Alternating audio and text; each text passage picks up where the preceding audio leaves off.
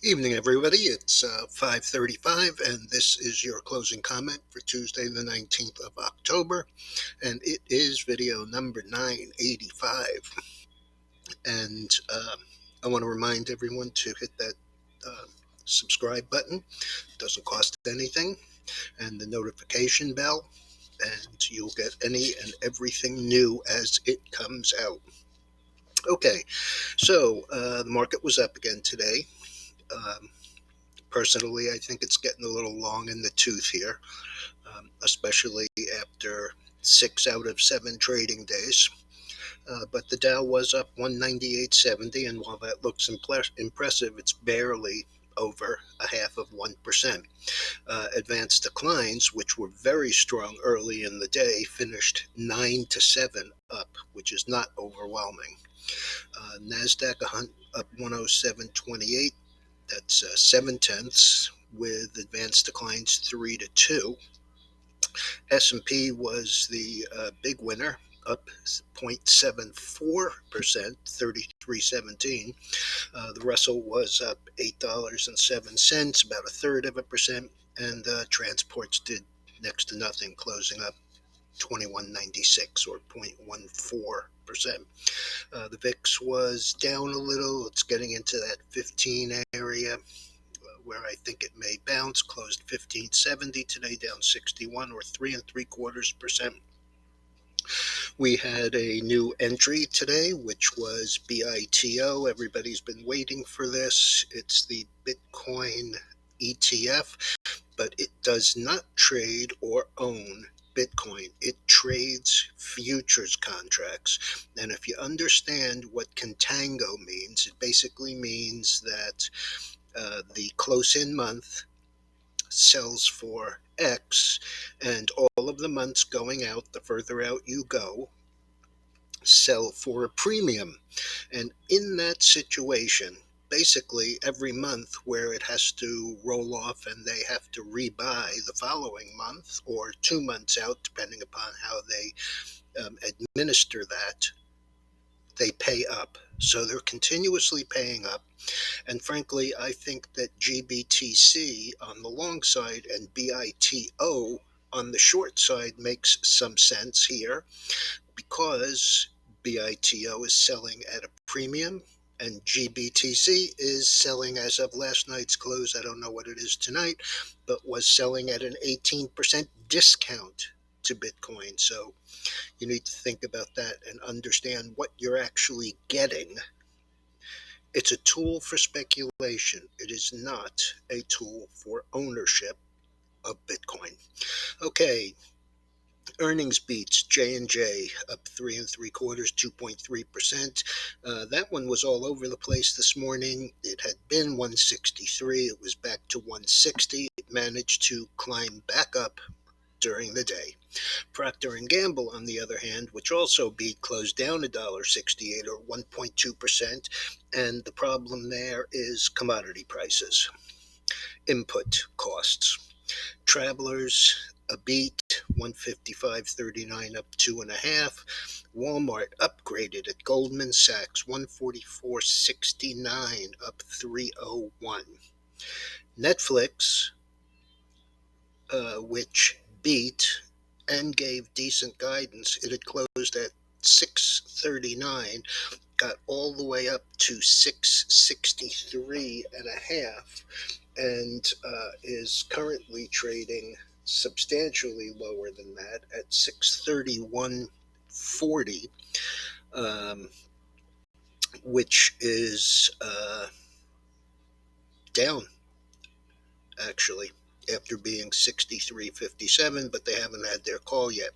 And the two big negatives that I mentioned this morning, AVIR, which was trading at 10 down 30, managed to climb back up a little, closed 13.98 down only 26.62 or 66% on their issue with a testing phase 2. And GRTX, the other one that was down a little less than AVIR, closed 221 down 519 or 70%. Also, ULTA had guidance this afternoon, and the street absolutely hated it. The stock is currently trading 363.35, and that's down 43 or 10.6%. Oil was up a little. The chart on the screen is the gold, and this has got to be one of the biggest disappointments. It really looked like it had bottomed in here yesterday, down around 1760. This morning it was sharply higher, up at 1786, which was up about 21. Sold off again and managed to only close 1770 and a half, up only 480 after being up 5 times that. I have a feeling that the problem here is the focus on Bitcoin, and it may have been used as source of funds relative to trading the new ETF. But frankly, I think it has more to do with the 10 and 30-year bond. The Fed has absolutely lost control of the yield curve, and the short-term stuff was up in price, down in yield, while the longer-term stuff was down in price, up in yield, which is great for the yield curve, but not great as far as any kind of forecasting. Bitcoin closed 64,660. I want to show you that only because it represents, and I haven't heard anybody else talking about it, but it represents a new all-time high close. The old high was back here, where we closed at 63,685. The next day, we made the high of 65,520 and turned down. Today, we closed pretty close to on the high. The high for the day was 64,780. We closed 64,660, up 3,000. So new closing high. Basically, if you understand that futures is a zero-sum game, everybody who's short or sold is wrong, period. The dollar was down 22 ticks, and the bonds were down 1.25. I want to take a second and remind everyone that we're coming to the end of our offering based on participation in Dennis's gold only or metals only futures trading account.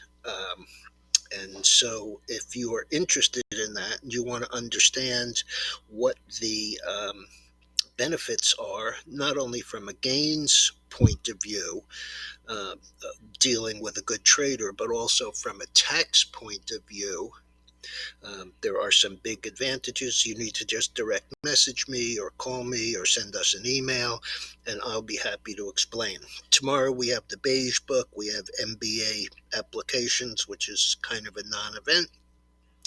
Pre-open, we have earnings from Abbott, ASML, which is a chip manufacturer, chip equipment manufacturer, Biogen, Canadian Pacific, NASDAQ, and Verizon.